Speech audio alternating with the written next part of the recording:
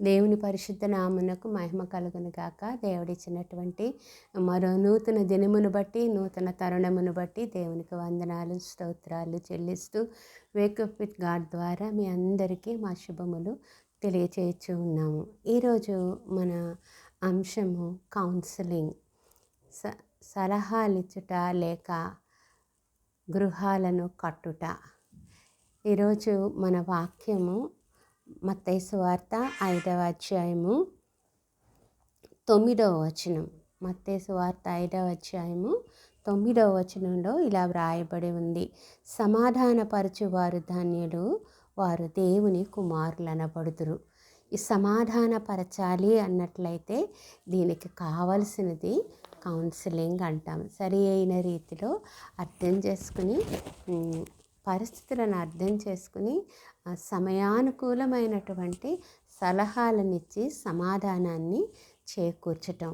ఇది ఈ దినాల్లో సంఘాలలో కరువైన మూలాన మరి సంఘాలు చీలిపోవడం, కుటుంబాలు దూరం అయిపోవడం, ఇటువంటివన్నీ జరుగుతూ ఉన్నాయి. మరి మనం ఒకసారి కొంచెం ఆలోచన చేస్తే సంఘం అనేది అనేక కుటుంబాల కలయిక. ఈ అనేక కుటుంబాలు కలిసి ప్రార్థన చేసేటప్పుడు కానీ, వాక్యాన్ని ధ్యానించేటప్పుడు కానీ, సహవాసం చేసేటప్పుడు కానీ అందరికీ మధ్య ఉండవలసింది వన్నెస్ ఆఫ్ స్పిరిట్, ఏక మనస్సు, ఏక ఆత్మ. ఏక మనస్సు రావాలంటే ఈ కౌన్సిలింగ్ అనేది చాలా చాలా అవసరమై ఉన్నది. చిన్న చిన్న విషయాల్లో కుటుంబాల మధ్య మనస్పర్ధలు వచ్చి ఒక కుటుంబం వస్తే ఒక కుటుంబం రాకపోవడం, ఒక కుటుంబం వచ్చిన వారిలో మరొక కుటుంబంతో మాట్లాడకపోవడం, ఇటువంటివన్నీ జరుగుతాయి. అందుకనే ముందుగానే మనం వాక్యంలో హెచ్చరించబడ్డాము.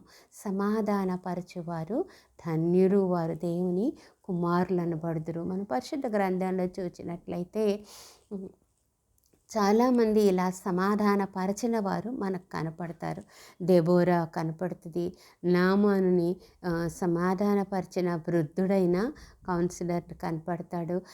దావీదుని సమాధానపరిచిన నాతాను కనపడతాడు. ఇలాగా బైబిల్ గ్రంథంలో అనేక మంది కుటుంబాల మధ్య, తర్వాత దేవునితో సమాధానం లేనప్పుడు దేవునికి మనిషికి మధ్య సమాధానాన్ని తమ కౌన్సిలింగ్ ద్వారా నెలకొల్పిన వారిని మనం చూస్తాం. అయితే ఇలా ఉండాలి అని దేవుని ఆలోచన. సమాధానం కలిగించే వారంగా మనం ఉండాలి అన్నట్లయితే, ఏక మనస్సు ఏక ఆత్మ సంఘంలో ఉండడానికి కారణంగా మనం ఉండాలి అన్నట్లయితే మనకు ఉండవలసిన రిక్వైర్మెంట్స్ ఏంటంటే, మొదటిది దేవుని యొక్క జ్ఞానము. దేవునిని ప్రార్థించి ఆయన యొక్క జ్ఞానాన్ని సంపాదించుకోవాలని. జ్ఞానం నాకు ఇవ్వు ప్రభువా. దేనికి జ్ఞానం అంటే, సొలొమోను జ్ఞానం దేనికి అడిగాడంటే పరిపాలన చేయటానికి అడిగాడు. అలాగే సమాధానపరచువారు జ్ఞానం దేనికి అడగాలంటే అండర్స్టాండింగ్ కొరకు అడగాలి.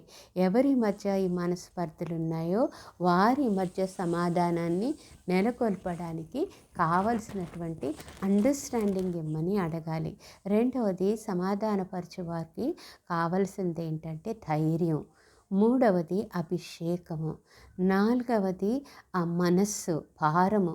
ఇవి రిక్వైర్మెంట్స్. ఇవి మనం కోరుకుని దేవుని దగ్గర సంపాదించుకున్నట్లయితే మనం సమాధానపరచువారం అవుతాము. సమాధానపరచువారమైతే దేవుని కుమారులు అనబడతాము అని వాక్యంలో చెప్పబడి ఉంది. ఒక చిన్న ఎగ్జాంపుల్ మనం చూద్దాము. దెబోరా దగ్గరకు ఇశ్రాయేలీలందరూ తమకున్నటువంటి తగాదాలన్నీ తెచ్చుకుని ఆమె దగ్గర చెప్పుకునేవారంట. ఆమె ఒక స్త్రీ. ఇశ్రాయేలీల్లో స్త్రీకి అంత ప్రాముఖ్యత లేదు, కానీ ఆమెకు దేవుడిచ్చిన వరము కౌన్సిలింగ్. ఆ వరాన్ని బట్టి ఆమె దేవుని దగ్గర జ్ఞానాన్ని, అభిషేకాన్ని సంపాదించుకుని ఇశ్రాయేలీల తగాదాలు తీర్చటం మనం చూస్తాము. అంతేకాదు, ఇశ్రాయేలీల జయమునకు ఆమె కారణమవడం మనకు అందరికీ తెలిసినటువంటి విషయము. మరి అలాగే ఇశ్రాయేలీలలో సమూయేలు గ్రంథంలో మనం చూసినట్లయితే, ఇశ్రాయేలీలో యుద్ధంలో వారు ఓడిపోయినప్పుడు మరి నామాను అనేటటువంటి వాని ఇంటిలో పని చేయుచున్నటువంటి ఇశ్రాయేలీయుల బాలిక. ఆమెను చెరపట్టుకుని పోయారు. చిన్నది, కానీ దేవుడు ఆమెకు ఈ కౌన్సిలింగ్ అనేటటువంటి వరాన్ని ఇచ్చాడు. ఆ చిన్నదే పనికత్తే కానీ ఆమె యజమానురాలిని ప్రభావితం చేసింది.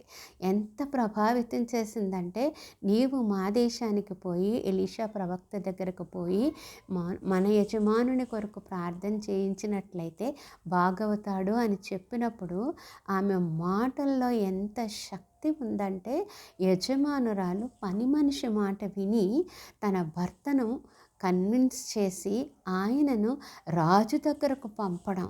ఇది చాలా అబ్బురమైన పరిస్థితి.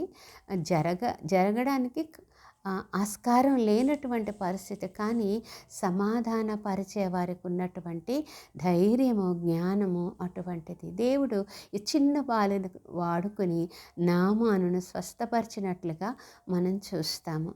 మరి అలాగే ఈ నామాను 7 సార్లు యొర్దానులో మునగమని ఎలీషా చెప్పినప్పుడు చాలా కోపం వచ్చింది ఆయనకి. మా దేశంలో నదులు లేవా అనుకున్నాడు, వెళ్ళిపోవాలనుకున్నాడు. కానీ వృద్ధుడైన ఒక పనివాడు ఆయనతో నాయనా అని పిలిచి ఎంతో ప్రేమగా మాట్లాడి, ఏదైనా కష్టమైన పని చేయమంటే నువ్వు చేయవా, ఇది ఈజీ పనే కదా అని చెప్పినప్పుడు ఆ కౌన్సిలింగ్ ఎంతగా నామానుని ప్రభావితం చేసిందంటే, సైన్యాధికారి అయిన ఆయన పనివాని మాటకు లోబడి నీళ్లలో మునగడం, స్వస్థత పొందడం కూడా మనం చూస్తాము.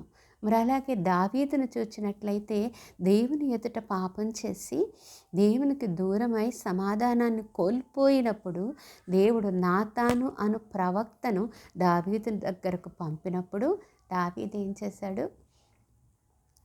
నాతాను చెప్పిన కౌన్సిలింగ్ని విన్నాడంట. అంటే ఒక ప్రవక్తకి, ఒక రాజుకి తన తప్పును చెప్పేటటువంటి ధైర్యాన్ని ఇచ్చింది ఈ కౌన్సిలింగ్ చేయాలి అన్నట్లయితే ధైర్యం కావాలి. రెండవది, దావీదు పరిస్థితిని అర్థం చేసుకుని తగిన రీతిగా ఒక పారబుల్ చెప్పి దావీదును అప్రోచ్ అవ్వడం మనం గమనిస్తాము. అక్కడ జరిగిన గొప్ప సంఘటన ఏంటంటే, దావీదులో పశ్చాత్తాపం కలగడం, దేవునితో సమాధాన పడటం. మరి అలాగే ఇంకొక ఇన్సిడెంట్ మనం చూసుకున్నట్లయితే, నయోమి రూతు వీరు మోయాబు దేశంలో ఉండగా, నయోమి తన భర్తను, తన కుమారులను కోల్పోయి తిరిగి తన స్వస్థలానికి వెళ్ళిపోవడానికి సిద్ధపడితే, రూతు ఆమెను వెంబడించటం మనం గమనిస్తాం. రూతు అలాగా ఆమెను వెంబడించటానికి కారణం ఏంటంటే, నయోమి ఇచ్చినటువంటి కౌన్సిలింగ్. రూతుకి సమస్తం ఉన్నాయి అక్కడ. అది ఆమె దేశము, ఆమెకు తల్లిదండ్రులు ఉన్నారు, ఆస్తిపాస్తులు ఉన్నాయి. ఇది భర్త చనిపోతే తిరిగి ఆమె వివాహం చేసుకుని అక్కడ సెటిల్ అవ్వగలదు. కానీ నయోమి ఇచ్చేటటువంటి ఆ కౌన్సిలింగ్ ఎంత ప్రభావితమైనదంటే, ఏమీ లేని నయోమిని, విధవరాలైన నయోమిని వట్టి చేతులతో తన స్వదేశానికి వెళ్తూ ఉంటే వెంటపడి వెళ్ళడానికి ఇష్టపడింది. అంటే ఆ కౌన్సిలింగ్ ఎటువంటిదో మనం అర్థం చేసుకోవచ్చు. కాబట్టి ఇటువంటి కౌన్సిలింగ్ను మనం కోరుకొని దేవుని దగ్గర ఆ జ్ఞానాన్ని, ఆ ధైర్యాన్ని సంపాదించుకుంటే అనేకమైన కుటుంబాలను మనం కలపగలం, స్థిరపరచగలం, సంఘాలను బలపరచగలం. దేవుడు అటువంటి కృపలో మనలను నడిపించును గాక. ప్రార్థన చేసుకుందాం. మహాపరిశుద్ధుడైన మా పరలోకపు ప్రియ తండ్రి, ఈ దినాన ప్రభా నీవు మాట్లాడినటువంటి ఈ ప్రత్యేకమైన క్వాలిటీ కొరకు నీకు వందనాలు. ఈ లక్షణమునైన ప్రభా కౌన్సిలింగ్, సలహాలిచ్చి సమాధానపరిచే ఈ కౌన్సిలింగ్ అనే ఈ వరము కొరకు నీకు వందనాలు. ఈ దినాల్లోనైనా దేశంలోనూ సంఘంలోనూ అన్రెస్ట్ విస్తరించి ఉన్న దినాల్లోనైనా ఈ వరం ఎంతో అవసరమై ఉంటుండగా వినుచున్న వారిలో కౌన్సిలర్స్ను యేసు నామములో లేపుమని అడుగుచున్నాం తండ్రి. అనేకులు లేచి సమాధానకర్తలుగా నాయన సమాధానమును నెలకొల్పి ఈ భూమి మీద నీ రాజ్యమును స్థాపించు వారిగా చేయుమని యేసు నామములో అడిగి వేడుకొంచున్నాం తండ్రి. ఆమేన్.